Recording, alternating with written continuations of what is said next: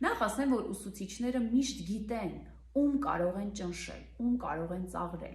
Իրենք ունեն իրենց սիրելիները, ունեն երեխաներ, որոնք չեզոք են, նիտրալ են իրենց համար եւ ունեն քավության նոխազներ։ Եվ եթե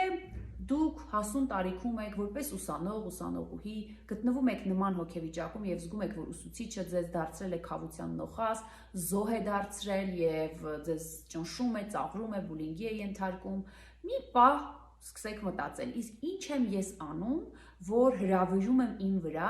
այդ արձագանքը, իր այդ վերաբերմունքը։ Եվ սա ոչ միայն ուսուցչի, դասախոսի հետ ունեցած ձեր հարաբերությունների համար է, այլ սա ամբողջ կյանքի համար է, որովհետև այդ վարքը, այդ հարաբերությունը դուք կարող եք ունենալ տարբեր միջավայրերում։ Ձեզ արդեն ծաղրում եւ ճնշում է ոչ միայն ուսուցիչը, այլ նաեւ տանը, ընկերները,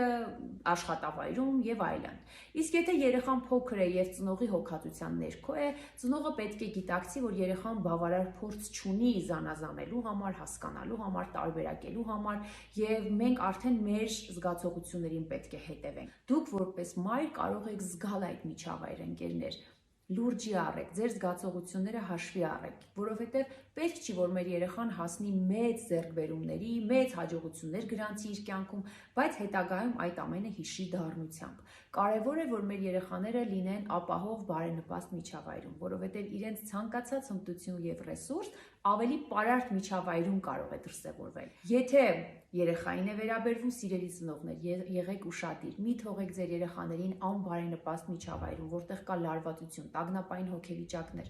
որովհետև հիմա արդեն թերապևտիկ դաշտում մենք շատ ենք աշխատում երեխաների հետ, արդեն մեծահասակների հետ, ովքեր մանկության տարիների այդ վատ փորձառությունը մինչև այսօր չեն կարողանում մարսել, մինչև այսօր չեն կարողանում մարսել այդ ուսուցչուհու